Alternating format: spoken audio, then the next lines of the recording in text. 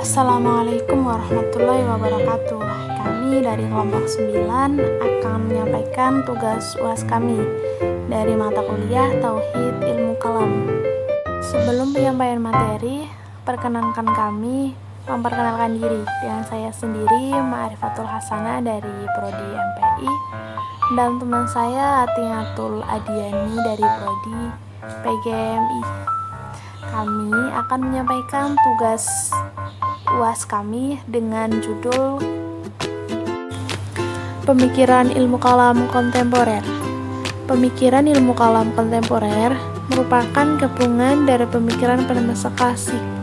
Ilmu kalam juga dikenal sebagai teologi Islam, yaitu disiplin yang berfokus pada diskusi dan analisis filosofis mengenai keyakinan dan prinsip-prinsip agama.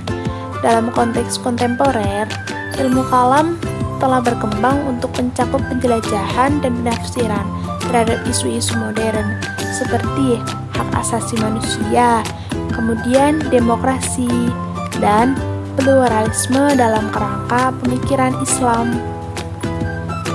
Selanjutnya, setelah ini kita akan membahas topik yang kedua, pemikiran kalam Muhammad Abduh, yaitu A. Kedudukan akal dan fungsi wahyu. Ada dua pendapat yang menjadi fokus utama pemikiran beliau. Pertama, pembebasan akal pikiran dari belenggu taklid. Kedua, perbaikan gaya bahasa Arab. B. Kebebasan manusia dan fatalisme. Bagi beliau, manusia harus memiliki kebebasan memilih, bukan hanya daya pikir atau akal. C. Sifat Tuhan. Muhammad Abduh cenderung berpendapat bahwa sifat termasuk esensi Tuhan. D. Keadilan Tuhan. Sifat ketidakadilan Tuhan tidak dapat diberikan kepada Tuhan karena sifatnya tidak sejalan dan kesempurnaan. E. Antropomorfisme. Tidak mungkin esensi dan sifat Tuhan mengambil bentuk tubuh dari makhluk di dunia. F. Untuk melihat Tuhan, kesungguhan melihat Tuhan hanya dianugerahkan kepada orang tertentu. G. Perbuatan Tuhan. Selanjutnya, pemikiran pendidikan Islam kontemporer Syekh Muhammad Naqib Al-Atas.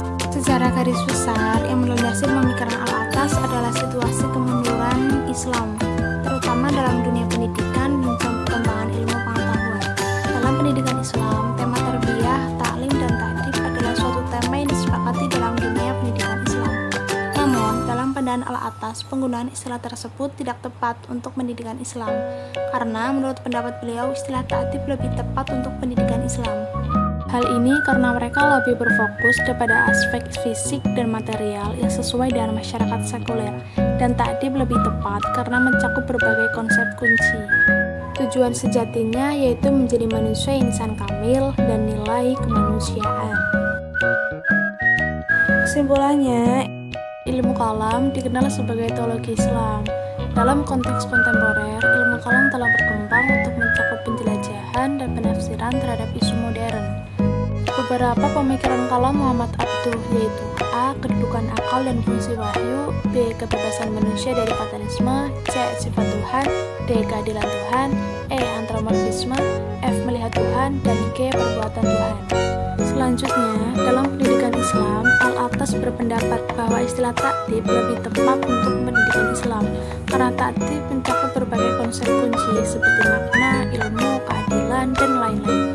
Tujuan akhir pendidikan menurut Al-Atas adalah menjadi manusia paripurna, yakni manusia insan kamil dan nilai yang penting, yakni kemanusiaan.